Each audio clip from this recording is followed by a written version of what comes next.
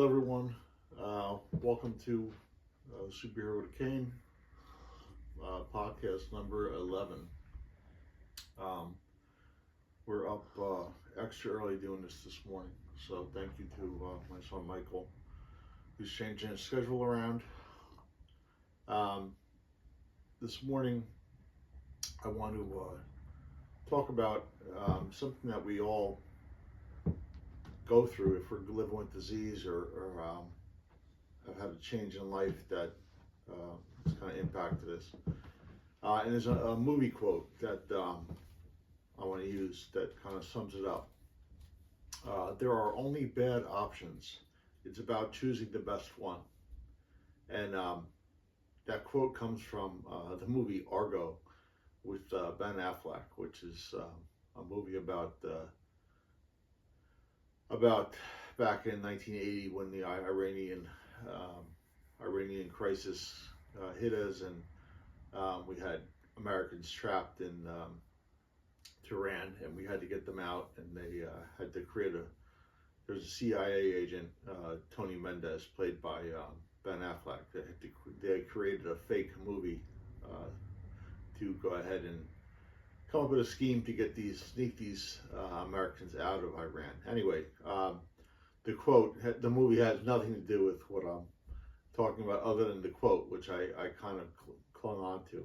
So there are only bad options. It's about choosing the best bad option.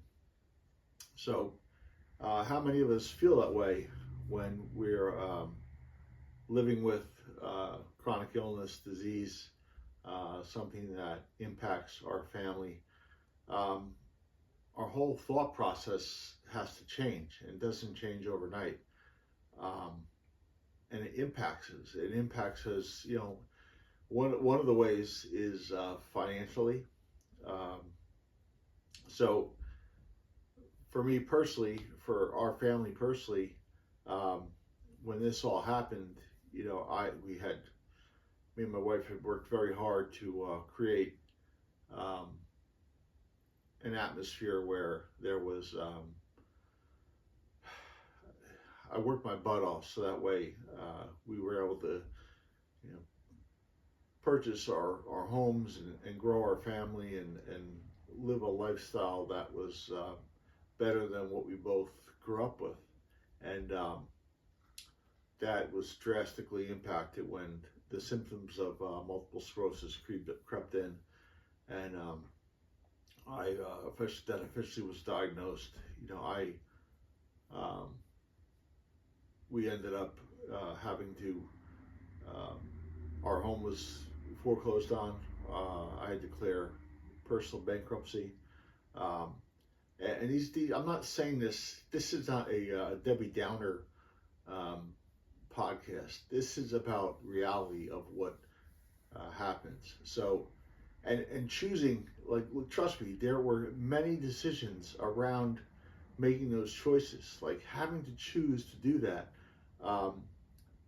Again, starting with the quote, there were only bad options. So we had to sit there and go, okay, my disease is getting worse. It's affecting my ability to earn income. What are our options? And unfortunately, while all this happened, it was the same time as the mortgage crisis occurred in this country. So we purchased our home 1 year. A year later, our home was worth $150,000 less than we purchased it for.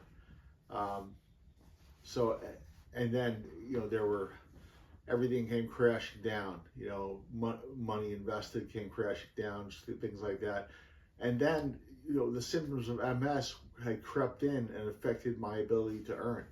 So you have to sit there and you have to try to stay logical during this and go, okay, what are our options? And the options are much different than what I taught myself and how I grew up. I grew up not wanting to live in the environment when I got older, that with a family that I grew up in.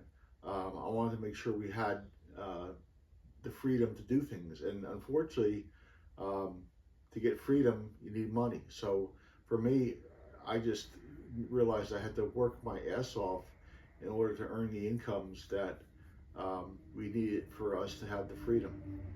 And so yeah, this all came crashing down, and we had to choose. You sit there, you logically you look at all your options, and when your options are bankruptcy and foreclosure, those aren't very good ones. But guess what? You got to choose something, and you got to move on.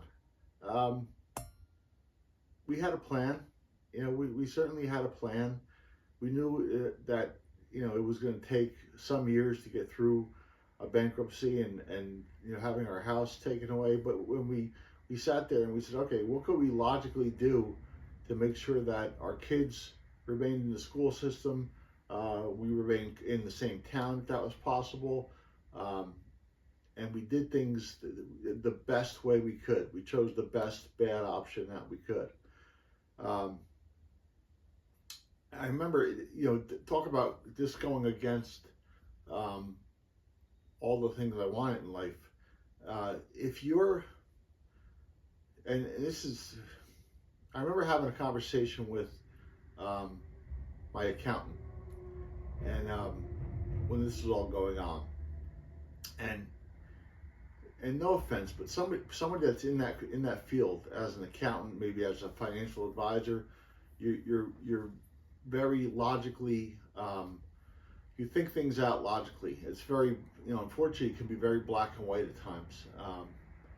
A or B, C or D.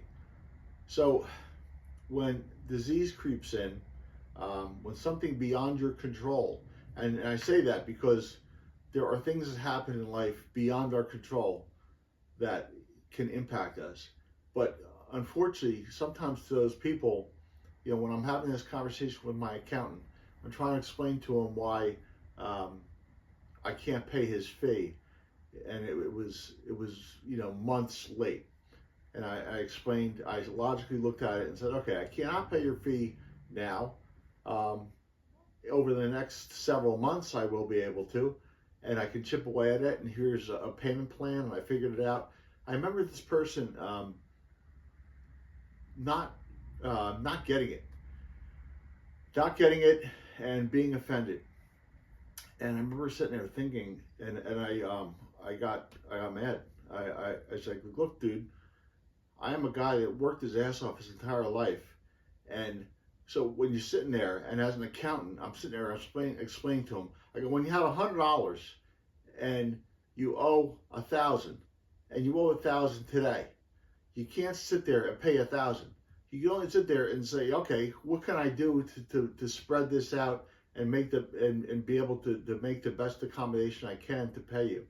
And it took analogies like that for him to finally realize that, okay, I get it, and at least this person is calling me and talking to me. Other people would just, what do other people do? They don't know what to do, so they run and hide. They don't make the phone call. They don't figure out logical payment plans. And yeah, it sucked. It wasn't easy to do, because you have pride, and when you're sitting there and you have pride, and you're explaining to somebody, look, I don't have the money to pay you, but I will over the next X amount of months, and here's how much I can give you. And you're also balancing that with trying to live your life, run your family, pay a mortgage, or at that point we weren't going to pay a mortgage anymore because we were out of the house. But logically, what made sense long term for our family. So these are decisions that go against how I personally was raised, what I believed, what I taught myself, what I learned. And the bottom line is, it's not my fault. I don't know what else to say. And for you out there that may be struggling and have a life circumstance that's impacted you, and you can't pay your bills, logically look at it And if it's not your fault, disease isn't your fault. Not being able to work because of health isn't your fault. Um, some outside circumstance that impacts you this way is not your fault. So it comes down to, again, making the best bad decision that you can. Um, and it ain't easy. It wasn't easy for me. It still isn't easy. We've gotten through this for me, the bankruptcy, gone through the foreclosure, and then went to the point where you struggle to you logically are able to figure out how to live your life and get through things. And there's another part of this that comes into play. There are things that you have to do that you don't plan on doing. I remember having to call the utility companies and find out about programs. There are programs through your gas company, through your electric company, through even the water company, that if you can't pay your bill, that you can sit there and have conversations, fill out whatever forms, and make payments to then pay off your bill and not get your stuff shut off. There are associations out there. I remember reaching out to all the different MS associations, other associations with chronic illness, explaining our situation and how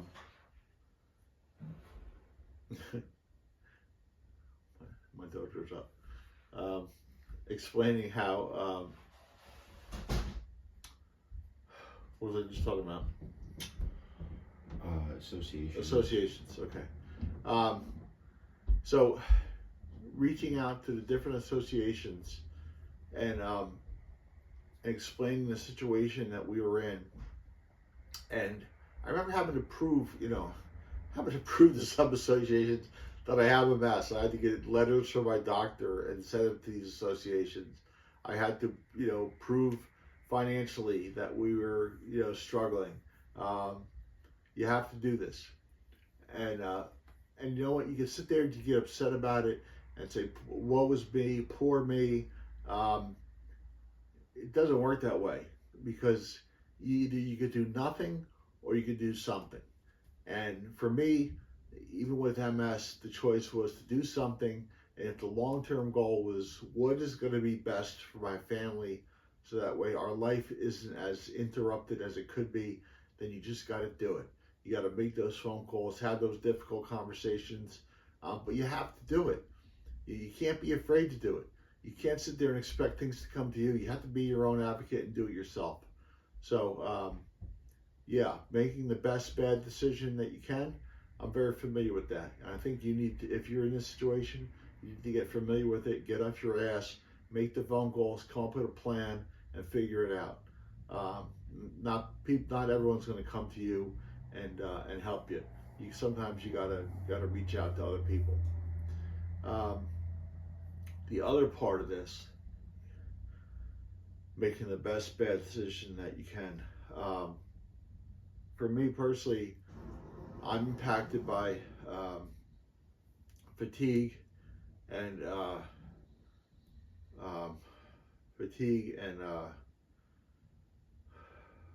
fuck am I trying to say? Fatigue and cognitive issues. So, and I know what triggers what, and things have only gotten worse as my MS has gotten worse. So, for me, it's all about routine. For example, just recently, my kids had their prom. They wanted to have everyone, there was nowhere to go after the prom. So my wife, Michelle, thought it was a good idea to have people come, and we have a field next to us, so they could sleep in the field. So I know that that's going to impact me regardless, no matter how we prepare. There's a room upstairs away from everyone, our bedroom, which I sleep in. I go to bed very early. But for me, it's all about routine. It's all about, I don't get a lot of sleep, but the sleep I have to get, I need uninterrupted. I need silence. I need certain things. And I knew that this was going to impact me regardless, even though everyone, thinks they have an answer. So, yes, I was woken up when I shouldn't have been woken up. It affected me, the whole next 2 days. Cognitively, I was impacted because of this. And but the bottom line is, I knew I wanted to make that sacrifice for my kids. Um, I knew that I wanted to. I was going to have to go through this. It was, again, for me. It's a the best bad decision. You can't sit there and say no all the time. I realize that there's plenty of times I have to say no, but when there's things I could do, there's things that having to relocate and things we can't do because of my disease. So this is something I felt like I could do. I knew it would impact me, and I would really struggle for a couple days afterwards. But you make that decision. You make the best bad decision that you can. And there's things, even Michael sitting here doing this podcast. This is not the best scenario for either one of us. Me trying to do this at this time of the morning, and him having to get up early before he goes to work and do this. It's we got up at 5:45 to do this. So I realize it's not the best scenario, and there's sacrifices that we've had to make, and I wish that we could help in certain areas, whether it's school or whatever, and we can't. But there's other things we can do. So what I'm trying to say is, if it's crap, it's okay. Choose the best pile of crap you can. Whatever the crap's going to be, whatever the best, choose the best bad decision that you have to, and go from there. You can't sit there and dwell on it. You got to move on. And that's pretty much it. I'm done. Okay. I'm out.